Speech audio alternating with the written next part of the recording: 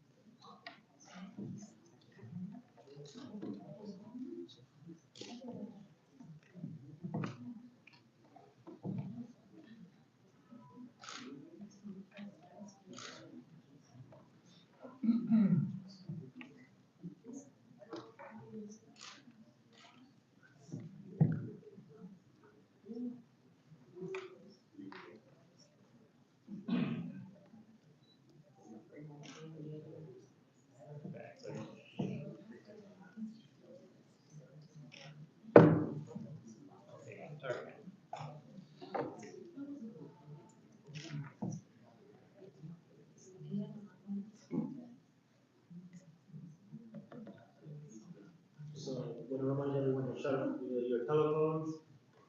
So this way they won't interrupt.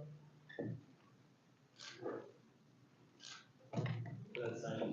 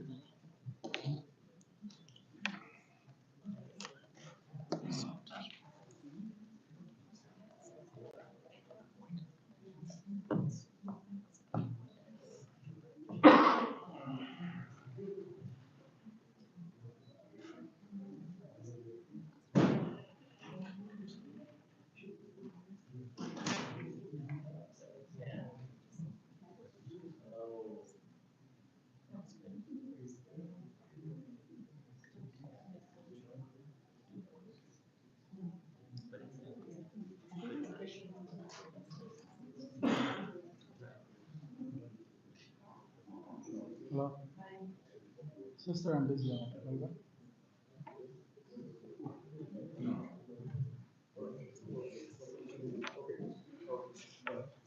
Assalamu alaikum, everyone. Alaikum salam, Ma'ir. How are you?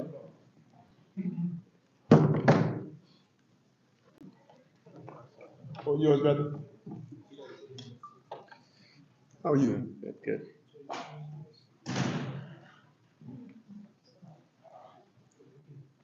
Good morning, everyone. Welcome again, and we'll take it away. Mira, there you go. Thank you. We want to maximize our time to have an opportunity for you to ask questions so we can answer. And I have my team here, those who are part of our leadership. One of the things when I ran for office in many of your communities, I talked about diversifying city government so that you can look, the government looks like those they represent. And some of you have been around me a long time. And, you know, there are two things that I believe are playing out right now. People want to rewrite your history. They want to rewrite what you've done. You know, I think about how many times you and I have been together over the years. There's never been a mayor like me in the Muslim community. Never, never.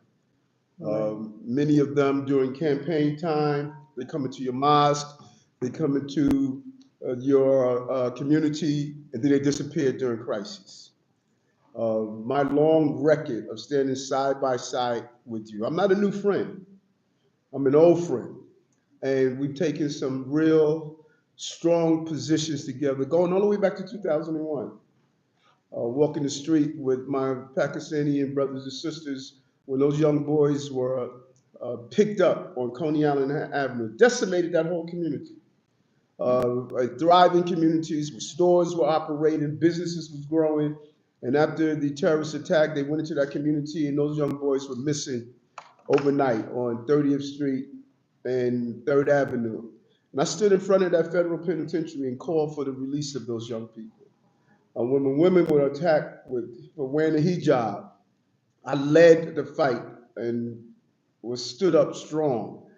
When people wanted to stop this community from having a Muslim patrol, I don't know if any of you remember, they used to have the Sharam, the other Jewish patrol groups, and then when the Muslim community under Sammy, who passed away, when he started a Muslim patrol, everybody wanted to stop it. And I said, no, you're not going to stop it as the Brooklyn Borough president.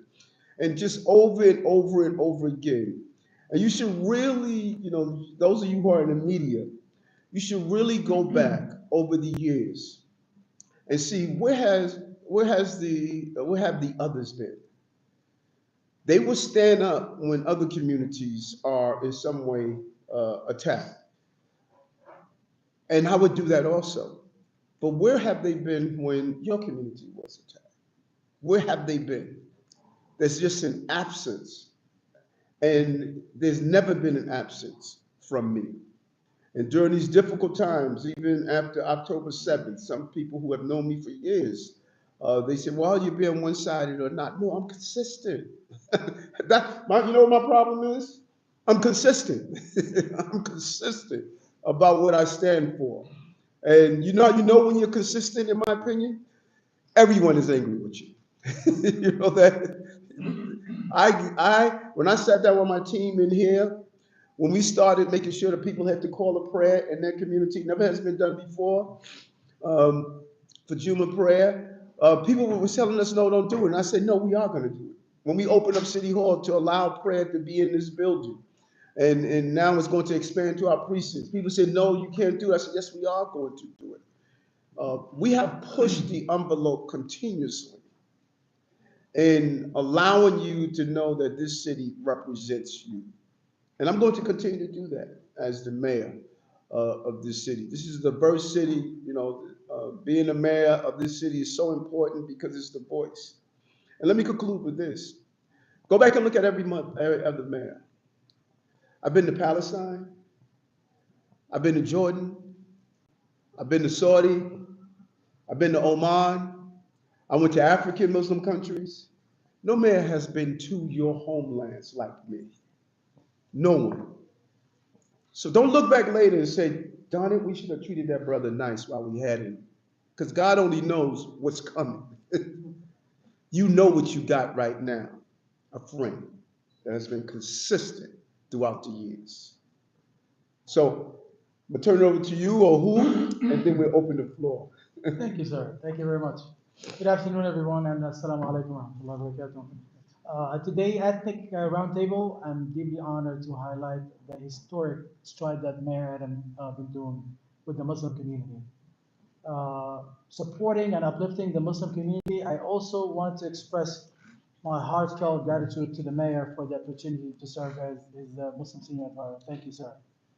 I'm President Mosque Engagement, the Mayor been doing. So in fact, his first visit to House of Worship was Jamaica Muslim Center in Queens to show his commitment and who he is. So in fact, last weekend, Saturday and Sunday, we had two visits to two different mosques.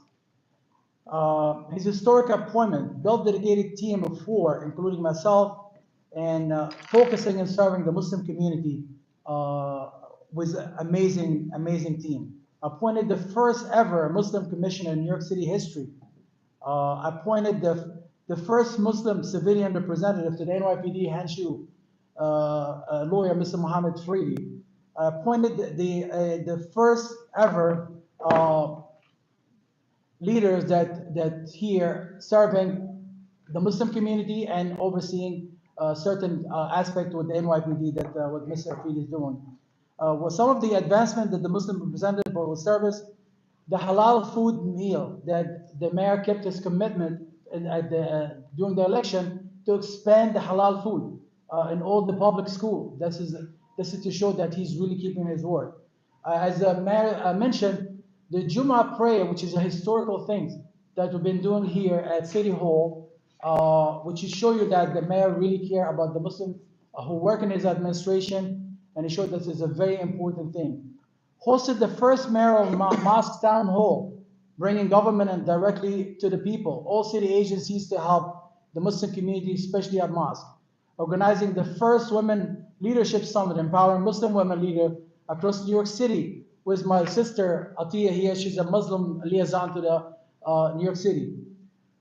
Held the first ever Muslim domestic violence roundtable addressing critical issues affecting our community, especially with ladies. This Ramadan, in fact, the first time in history we will be hosting, inshallah, a women iftar at Gracie mentioned, the People's House. Hosted the first discretionary funding workshop for Imam, just to show them what can you do to bring money to the mosque. Organizing the first clergy forum, also having multi-faith people coming in to help to educate our imams. Hosted the first Eid celebration at Gracie mentioned, bringing our tradition to heart of the city and at the people's house. Launching the adhan, as the mayor had mentioned, which is a great thing for all the worshippers. Mr. Mayor, 1 in every 9 in the city are Muslim, from the Muslim faith, that make us almost 1 million Muslims. Having the call of the prayer without permit during Ramadan and Jummah is a great victory. Thank you so much, Mr. Mayor. Establishing the new meditation and prayer room across the NYPD facility is a great success to show that a police department who care about every faith, whether you're Muslim, Christian, Jewish, whoever wants to meditate, adding to Jummah prayer at one police plaza. This is a historical thing that I would never dream that. I joined the police department in 2007. That was unheard of. These milestones reflecting the mayor unwavering commitment to inclusivity, representing and empowering the Muslim community. Under his leadership, we are not just seen, we are valued, uplifted, and included in shaping the future of our great city. Together, we continue to build more just, inclusive, and support to our people in New York City. Mr. Mayor, your dedication to the Muslim community is not new. As you have mentioned now, it's been always there, deeply rooted in your action, your heart, and your leadership. From helping establish the NYPD Muslim officers, that we have close to 3,000 Muslim officers, including 40 executives, and you see our pride here, Chief Yakatali, the highest ranking Muslim officer in the police department, 1-star chief, to show that what is happening here. From walking 9/11 at 3rd Avenue with the Muslim community during the toughest time, that show volume of you. You're not a new friend, sir. You've been always there. From serving with you food in the street on Wednesday evening, serving migrant and serving unfortunate individual, to tell you the truth, mainly on Muslim descent. I did not see anybody else except Mayor Adam doing this. And I'm truly honored, sir. This shows value of who you are. Serving along you the food on Wednesday and witnessing your unwavering compassion, leadership, and relentless dedication to all community, especially those who are unfortunate, is a great thing. I'm honored to be part of your team, sir. Thank you very much. Thank you. And one of the major, and we're coming over to questions, one of the major issues when I was state senator and bar president was the spying on Muslims in their mosque. And we didn't have any Muslim representation in Intel, a very important part of the New York City Police Department. We have that now. We have an inspector, Adele, Dوران. Yep. right, is in Intel, never had before. And he's there in a leadership position.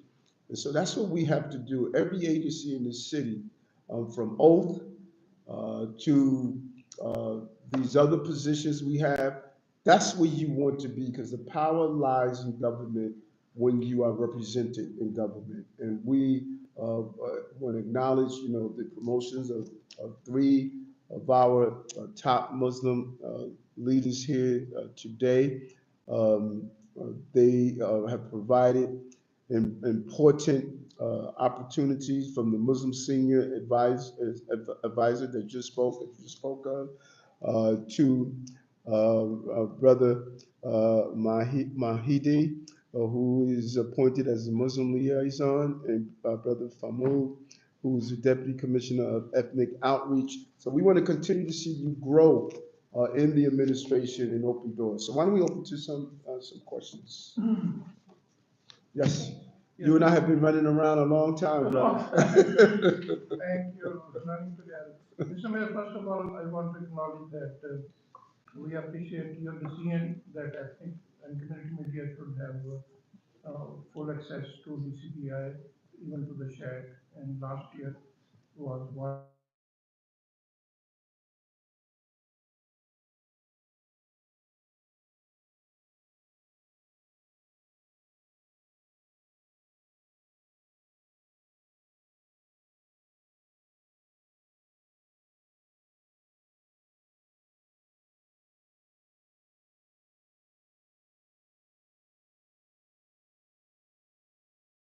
So what, do you have any words for those small business owners? Yes, it's so important. And think about it for a moment. When you shake up a glass of water, the water moves around until it settles. That's what you're experiencing right now. You have a new administration that came in. They came in with their focus and mission was, many people took that and they shook up the glass of water of our communities. And it's going to settle. What I must do as the mayor is be consistent with a steady hand and steady voice. This is a sanctuary city. It means that people who want to be here, law abiding, paying their taxes, doing everything that's right, we want to ensure that they access the services that their taxes pay for.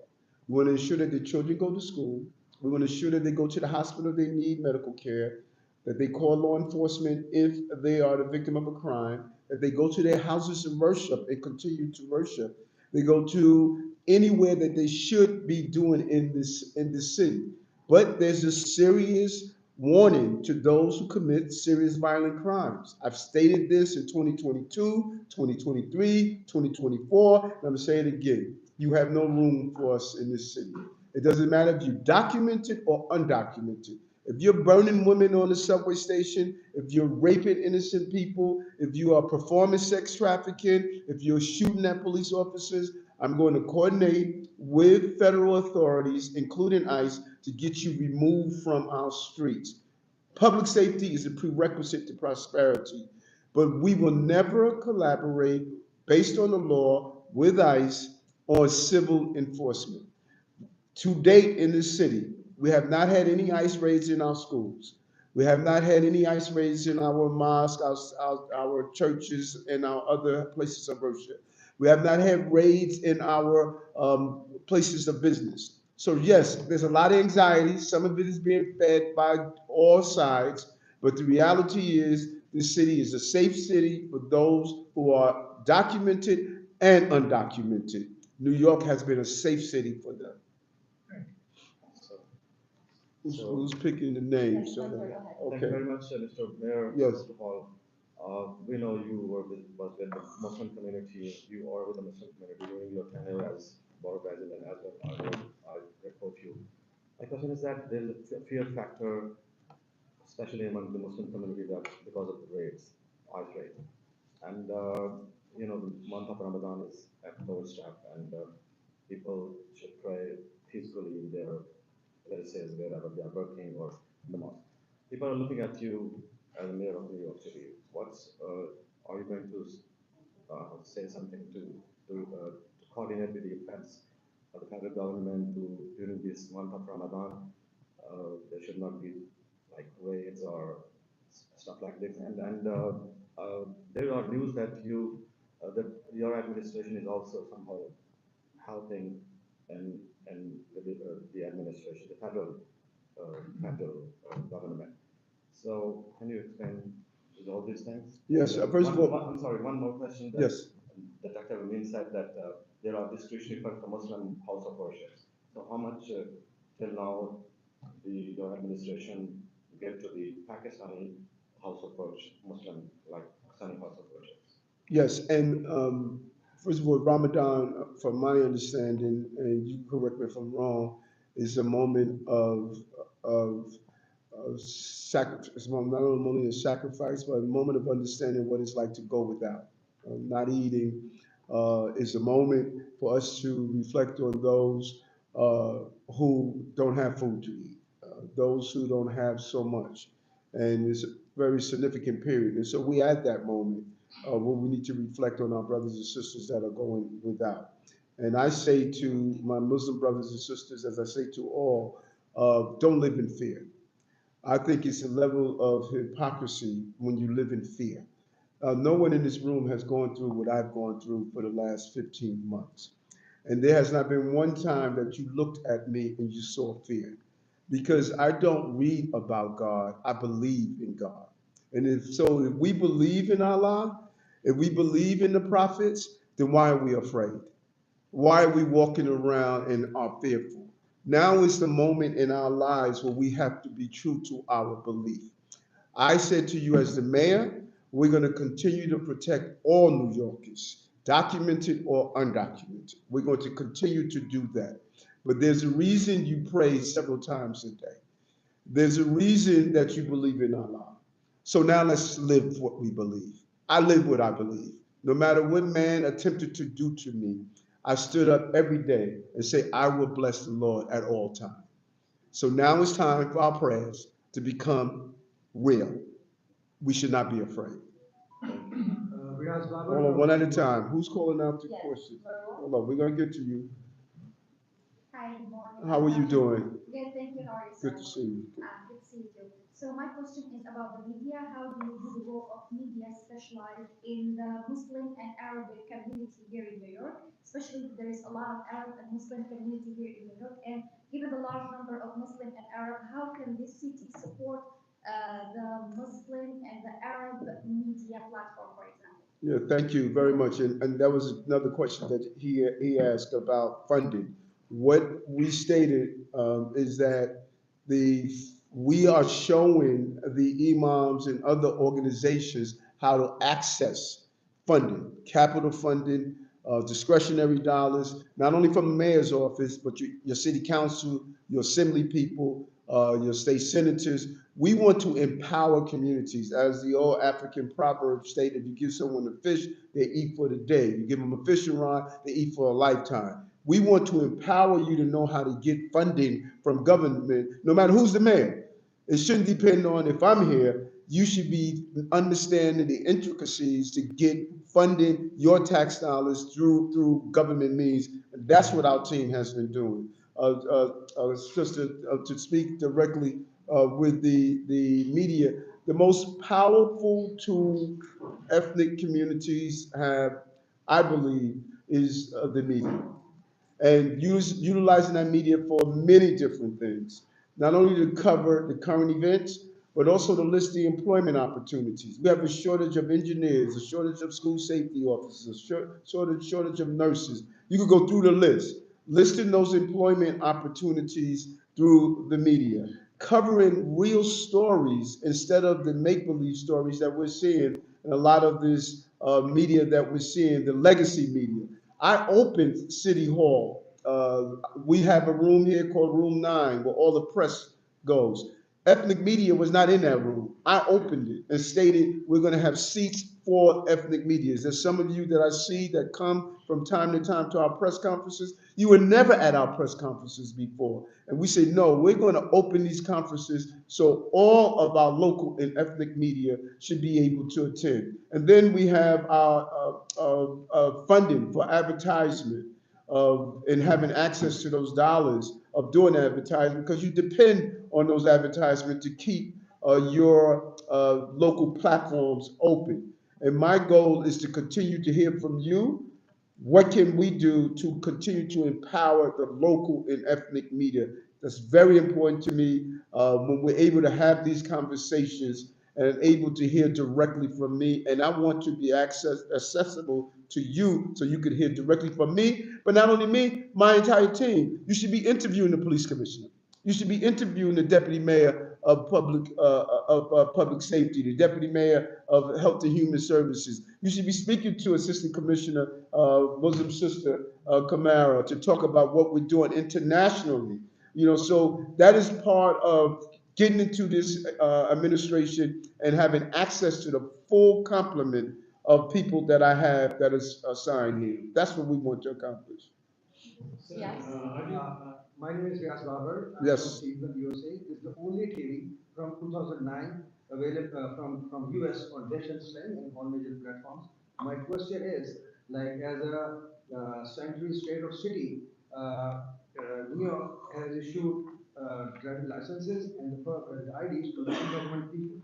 So if you guys asked for the sharing of that information, are you going to share with them? One. And second, if they are apprehended by the police in NYC, would they be sent to ICE or something?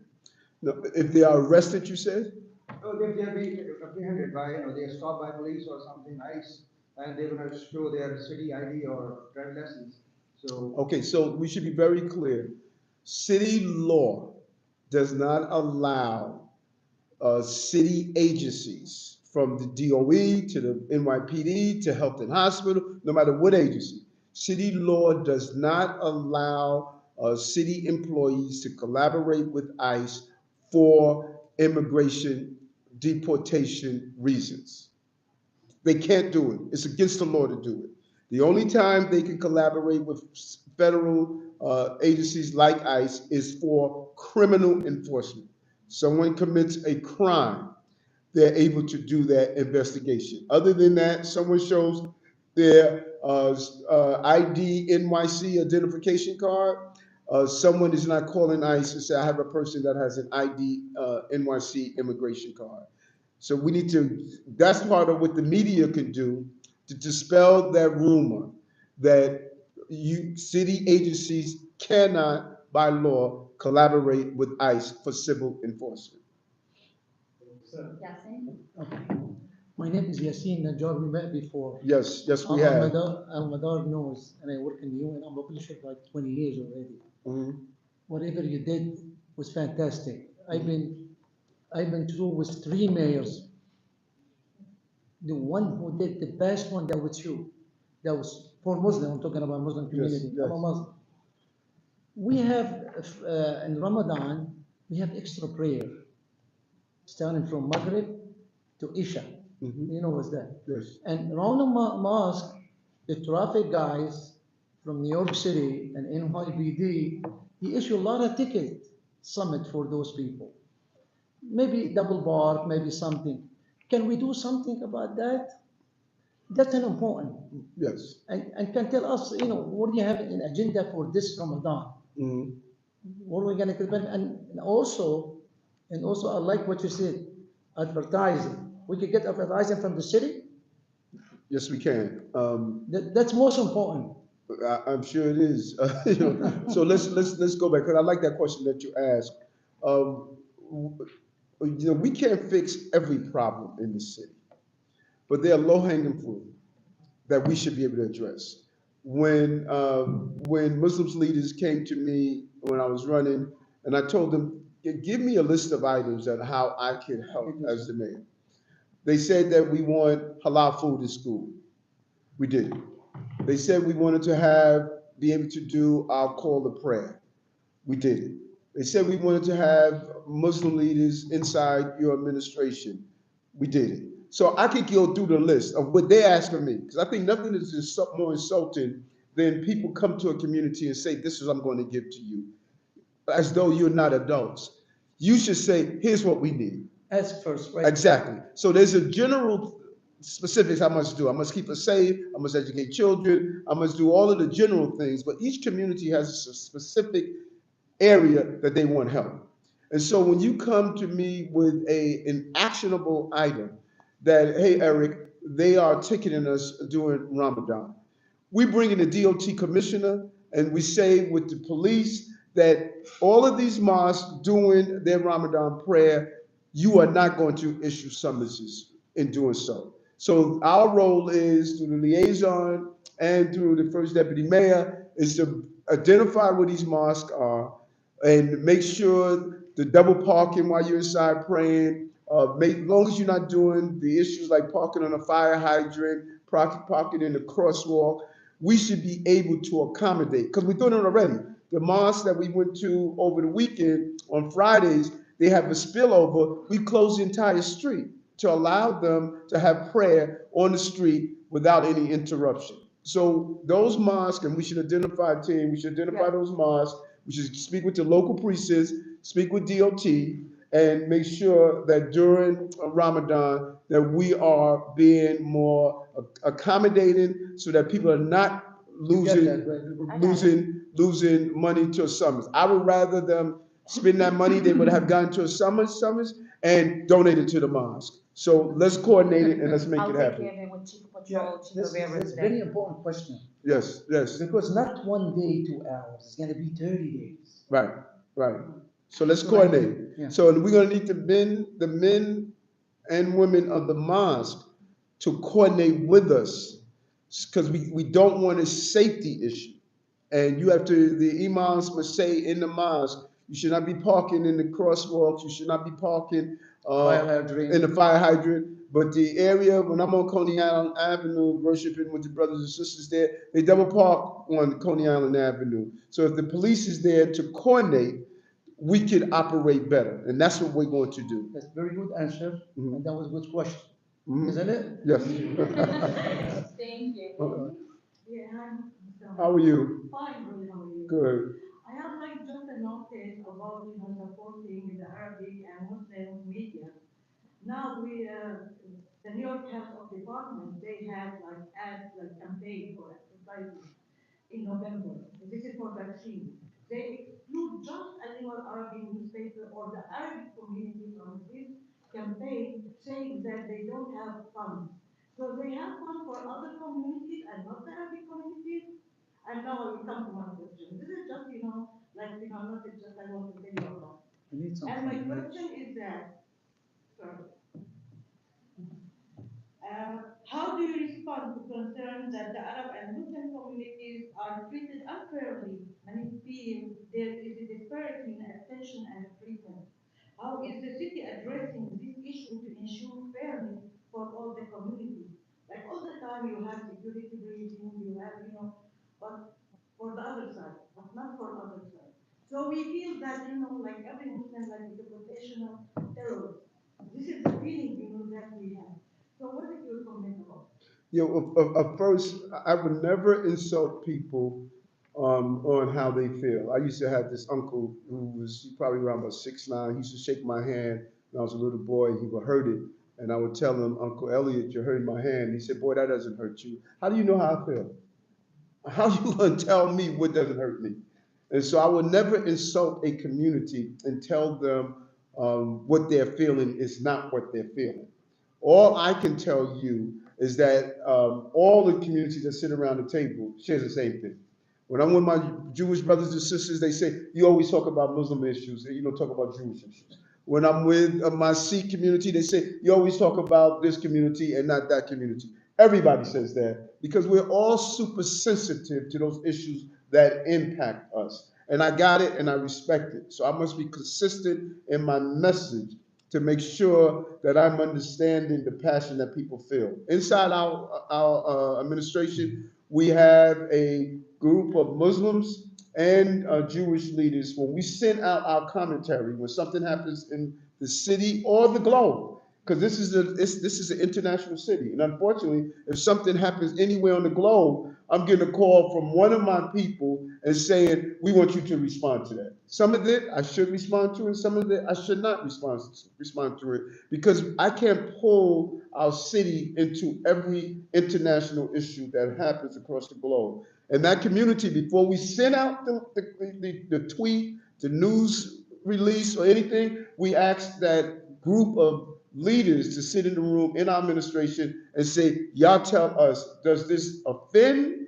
any side of you? How should we shape it? How that message should be done? So we take a lot of caution to try to be as representative as possible.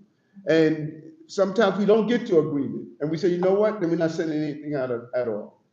Many times we're able to get to an agreement, and we're able to send out a response. But it's a very delicate balance, because you all know, I don't have to tell you, there's a lot of emotions around this issue. There's a lot of emotion around this issue, and we have to find the right way to respect all sides of this issue. That's the role of the mayor, of finding that balance, and I try as hard as possible to do so. But your money, where's my ethnic media? Yeah, JD, talk about that. You know, during COVID, we had, I think it was in the area of almost $300 million. Yes. Yeah, we had about $300 million that we were able to put out in advertisement during COVID. After COVID, that money dried up. So people got used to getting a large amount of money because it was coming so freely during COVID. That money is gone, and we no longer have that large amount of money. We try to fairly distribute it among our various local and ethnic media, but the money is no longer there. We no longer have $300 million, which was, you know, the glory days. Unfortunately, when I came into office, the glory days went away. But you have some. Yes, and this is the guy that You make me scared, you know. We have no more. That's it. We have some right now. Yeah, That's very good. we do. And if I were to go on every other block, I have 10 different outlets. I have platforms. I have newspapers. I have, you know, a podcast. And so someone is going to miss out. And if someone that misses out is going to say, why do we not have any money? You know, so we don't have enough to give every ethnic media that's available. We try to be as fair as possible in doing so. Thank you so much. Did I answer that correctly, JD? Yes, sir. Thank you.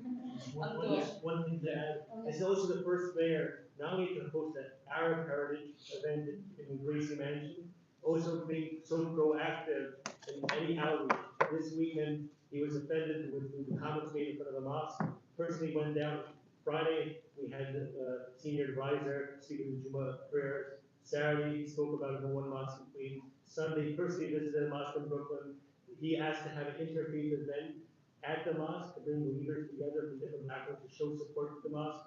This yesterday, the Fifth Avenue in Bayridge, there was a mosque. There was going to be a planned protest. The coordination at the mayor's direction with the senior advisor, coordinating with the imam to ensure that no one would cause problems for the mosque. And all coordination, you have to have a proactive approach, not just a reactive approach. And that dialogue occurs with all mosques in New York City, on a daily basis. This is the stuff you don't read about because people like to promote it. But at the end of the day, people need to know this is on a daily basis, a proactive approach that takes place.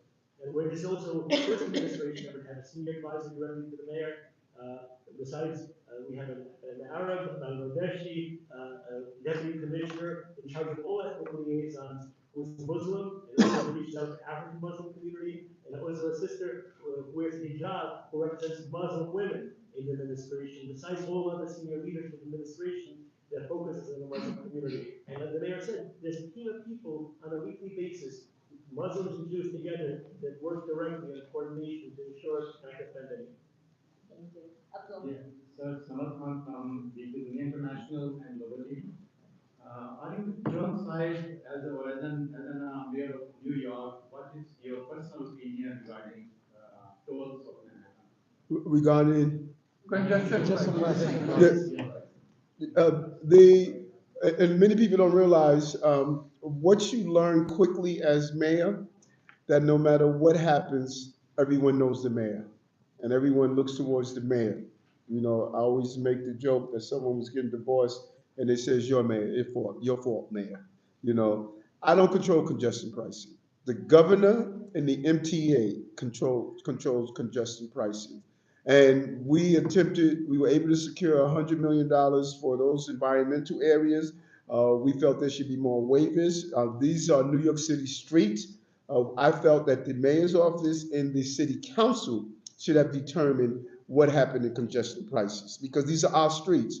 And to have state lawmakers make the determination on what happens on our streets, I think is unfair. We're creatures of the state. A lot of things that happens in our city come from Albany. Everything from reform on criminal justice to mental health to taxes. We don't control income taxes in our city. And so when you look at congestion prices specifically, we made our recommendation. There should have been more waivers. We don't want to balance the budget on the back of working class people. Now, we have to deal with congestion in Manhattan. Not only is it a health issue, but it also impacts our economy because it's difficult doing business with so much congestion. And I think that there are ways we could have done it differently, but the governor and in Washington and the MTA, they are in charge of congestion pricing. Rima? How are you? I'm good. My name is Rima Khattam. I have a publication at Hawadith newspaper. And very pleased to meet you. I am a Palestinian American, Muslim, and I'd like to see more representation about, especially in this month of Ramadan, this holy month where we are hoping for peace.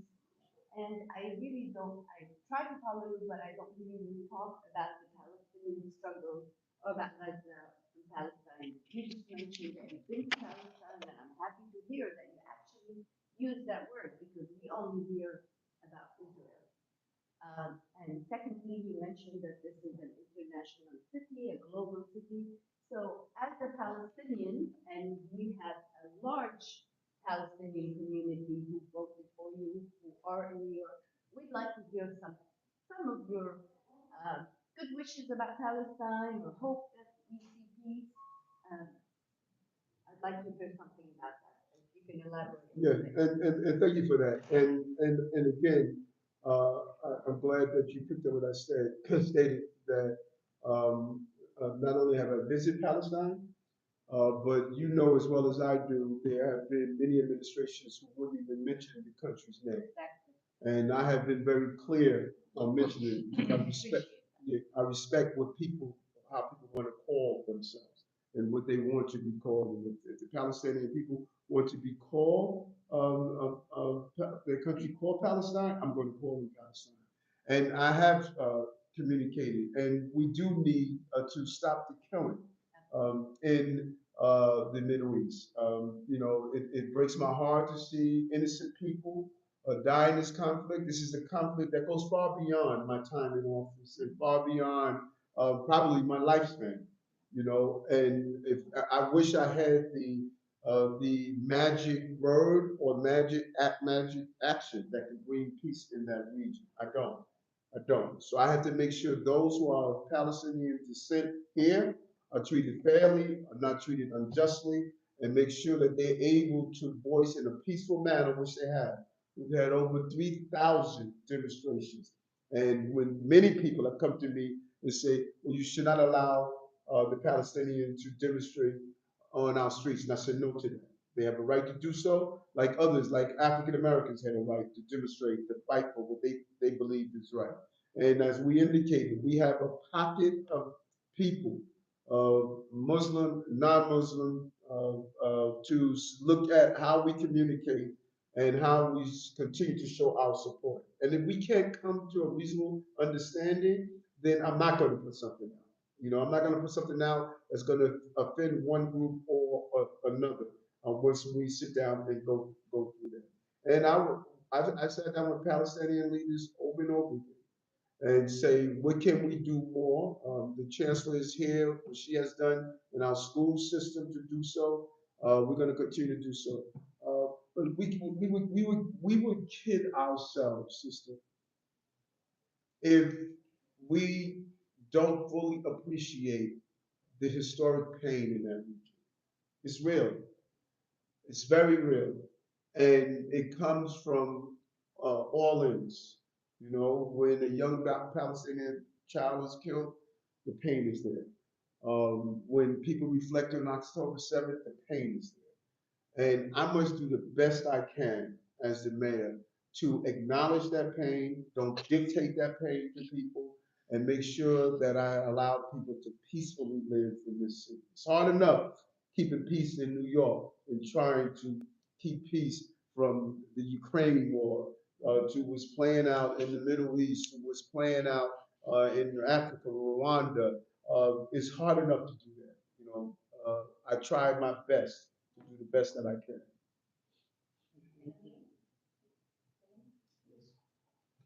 How are you? Great, Mr. Mayor. Good. Mr. Mayor, my question is, whatever you have done in this term is okay. If you be again mayor, do you have more plans for the Muslim community? More. More plans to do something for the Muslim community? I have more plans in general for the entire city, but specifically for your community, the Muslim community. We want to see more promotions, more commissions, more opportunities, more people moving up in the rank of the police department. You know, so there's a great deal. I know it's hard to believe. It's hard for people to believe, but I've only been doing this for 3 years, folks. And I inherited a mess. You know, I inherited COVID, 230,000 migrants and asylum seekers. Crime was rampant in the city. Our economy was terrible. We were not building affordable housing. Our children were not in child care centers. It was too expensive. We substantially dropped crime from where we were. We built more housing in our individual years in the history of the city. We have more jobs in New York in the history of the city. We broke the record 7 times. We've invested in foster care children, small businesses. You know, when you start to look at what we did in 3 years and 2 months, you have to really acknowledge the noise does not show what we've done. The numbers are the reality. We're going to continue to push forward. You give me another 4 years at this, I guarantee you, you're not going to recognize this city. We've done a lot of what we had, even with the crises, and we're going to do even more. And I'm excited about another 4 years. But you know, God decides. I will bless the Lord at all times. And whatever God wants me to do, I'm going to do. I'm the 110th man. No matter what people call and say about it, they have to say he's 110. How you doing, sister? Good.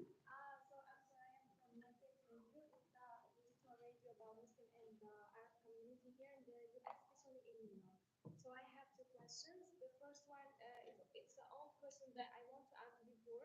I didn't have a chance. So a year ago or more, a very positive decision was made by you raising Adhan in mosques. But we have noticed that some mosques, they are not applying that. So what do you think about this? And what do you need to do to work on this? My second question just came to my mind. You are talking about that every community is complaining when you're talking to a Muslim community, not Jewish, not Christian. So, are you planning to bring all of them to one table to and discuss with them how to make all live in peace? Not only that, and also how to work together for a better life and better. Wow, I just love that question so much. When I think about my sister was talking about Palestine, um, you know, and I know the chancellor's doing a lot around this, and Lamona Knight, who's over in CAU, we have been doing this thing called Breaking Bread, Building Bonds. And I think we did about 1,000 dinners. And the concept is to get 10 people to sit around the table, all of them coming from different backgrounds, ethnicities, and way of life, and just doing something revolutionary, talking to each other. I'm blown away how diverse our city is and how segregated we are. You know, we don't know our neighbors. We often just don't even interact with each other. And we have to be creative on how do we get each other in the room. 'Cause I think the answer lies in communications to stop some of this historical conflict that we are seeing, and not respecting each other's fear. When we bring in our Muslim brothers and sisters, and our sisters say that, hey, I'm afraid to get on the train or wear the hijab because people are attacking me. And then in the next sentence, we see someone tell us, I'm afraid to wear the yarmulke because someone's attacking me. This hate, this lack of communication is a real problem. And we have to be creative and proactive about being able to communicate with each other. And it just doesn't happen. And I think young people got to lead the way because, adults are just so stubborn with pre-existing pain and anger. But I think if young people get in the room and be united around how do we answer not only the local problems, but some of the national problems. But we have to start talking to each other. We have to start, coexisting with each other and respecting our differences. And we just don't do it enough. We're not comfortable enough. Many of us are tiptoeing around trying to be politically correct instead of being honest about our feelings on what we're feeling, how we feel, and we should be personalizing, what we're feeling as we share that. And so I think you're dead on, and you're right, and we need to find ways that we can start talking about these tough issues that we are facing. Your first question, I didn't hear that. Huh? Okay, they may not know that they can. We need to get that information out. And so we do this cross-section interfaith. Dr. Morose does this interfaith communication. So we need to figure out how do we get that call out. The local community affairs officer, they need to let folks know, but we need to get that out. And for years, people wanted to do it, and everybody was telling us the reason why not to. And when I dug into it, there was no reason why not to. And we got it done. Mr. Mayor, may I just add a couple of things about the school? Yes, you Thank can. you so much for I have those a question important. about this school. Oh, What happened? I have a question. you can finish and then we'll get to your question. We don't have enough time, so this will be the last one. Wonderful, thank you so much. I just wanted to say that the mayor has really modeled interfaith collaboration in this administration, but our youngest citizens need to start learning how to coexist and to show empathy. And we used to say tolerance, but we need to move from tolerance to acceptance and appreciation. And when we start that with our youngest citizens, then we know that the work that we have to do in response and adulthood will lessen. And so, taking from the mayor's lead, we also have our own interfaith council, where we absolutely have Muslim representation. I myself am right now in the process of working with school leaders and district leaders so we can create an advisory council of students who will also do some sort of a collaborative project across faiths, across ethnicities, to complement our No Place for Hate and our anti-bullying work. And so rather than us continue to say, don't bully each other, accept each other, love each other, we actually want our young people to talk about what are the things that we are hearing that make us work against each other, and how can we as young people promote our own collaborative projects that are going to share and educate our peers on acceptance, empathy, and love. And so I'm doing that work myself as the chancellor. I'm very excited about it. The other thing that I would say is, as we enter Ramadan, it is incredibly important that our young people know that they have a safe space in schools to pray. And so we have multi-purpose rooms that can be used for meditation, that can be used for sometimes just a quiet space if you need to step away and deal with some stress, and most importantly, to be able to pray. So what? I'm sorry. Does that answer your question? No. I'm sorry. What was your question? My question is that since this administration took over, there we have a news in our community newspapers that lot of immigrant kids are not going to school because of afraid because their fathers are not documented, their parents are not documented. So what is your message to those parents that that is very important one thing. And one other thing, this administration is going to implement this 287Z, I think, the federal law that 287Z, the people can ask for identification. Any people they see in the street, they feel like they're here illegally. So what will you will be doing to your message to your police community about that, and the message to parents that who are not sending their kids to school in fear of these ICE raids? Got it, got it. First, that's why it's so important, as the sister was talking about the power of the press. So important to get the facts out there. Federal immigration is solely in charge of the federal government. The federal government, the immigration, can question anyone on their immigration status. We have no authority in the city to stop them from doing that. And in fact, if a city employee attempts to stop them to doing that, they could be charged with obstruction. That's to come with a 5-year federal prison term if they're found guilty. And so that's what we were instructing our city employees. There are ways to get in contact with the lawyers so that they can interact. We don't want to put city employees on the front line. But the federal authorities, they have their power, and their federal authority allows them to do that. We have no say-so in that at all. Going to parents, send your children to school. No one has gone into our schools and enforced any form of immigration, and we're not going to collaborate when it comes down to civil enforcement. And if someone tries to enforce a immigration act, they have to have a judicial warrant to do it. And so I cannot say it any clearer to parents: send your children to school. They need to. The safest place for children, we believe, is in a school building. And the chancellor has stated that. I've stated that. And we're going to continue to state that. And it's important for our children to go to school. Thank you. So, team behind me, can you just stand up, introduce yourselves, and let everyone know who's in the room? Starting over to the left, Chief. Good morning, Deputy Chief of Media Khali. I'm the Executive Officer of Staten Island, also the highest ranking executive officer. Hi, my name is Amor.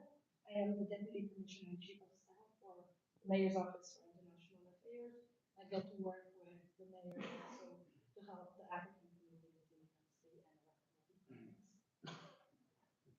Hi everyone, my name is Hanan. I'm the Muslim woman liaison in the Mayor's Office. Basically, my role is build a strong building between the Muslim women across the city and the city administration to facilitate all opportunities and resources. Thank you.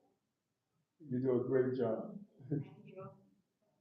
Good afternoon, everyone. My name is Amor. I'm the newly promoted Deputy Commissioner at the Mayor's Office of Community Affairs. I'm going to be managing a large team of ethnic liaison in the Pakistani community, to the Dominican community, to Latino, to the African.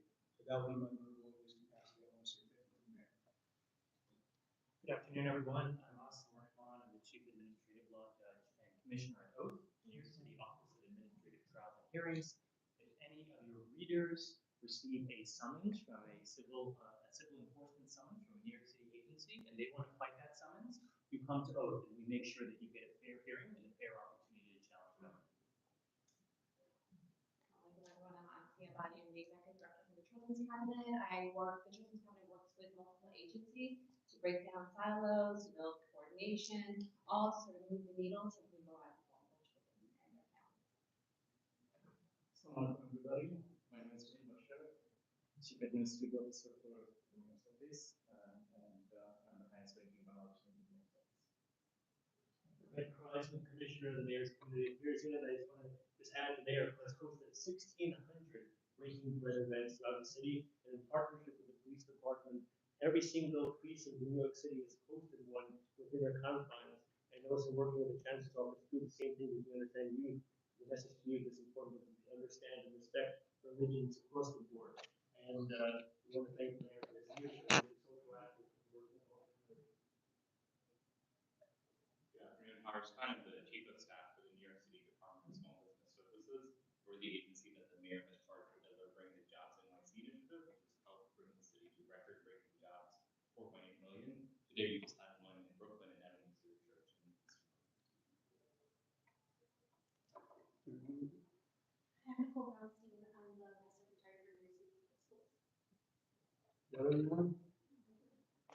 Sebastian Strong, Associate for Policy and Strategic Initiatives at the New York City Mayor's Office for International Affairs.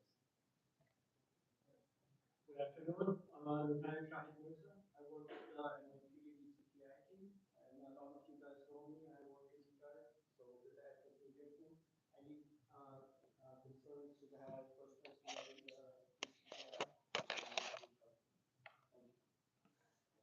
Thanks all. So three things I'll take away. Number one, I think all of the media should sponsor a Breaking Bread Building Bond initiative. Get us all in the room to have that conversation. Two, you should collaborate and sponsor a hiring hall. We have a lot of jobs in our city. We need any job you can imagine. We should do it. And thirdly, you should sponsor a mayoral forum. You know, you should a mayoral forum, public advocate forum, and a controllers forum. You know, your voices should be heard. You should lobby CFB, Campaign Finance Board. Campaign Finance Board is in charge of the mandatory forums. You should lobby them and say that you should be one of the mandatory forums, because this will compel all the mayoral candidates to come and speak in front of you. You're strong enough to be able to really demand that people come and tell their story and hear how they're going to impact their community. And because I would love to get all of them in the room and watch their squirm as they try to explain what they have done, because I know what I have done. Thank you. Ramadan Mubarak.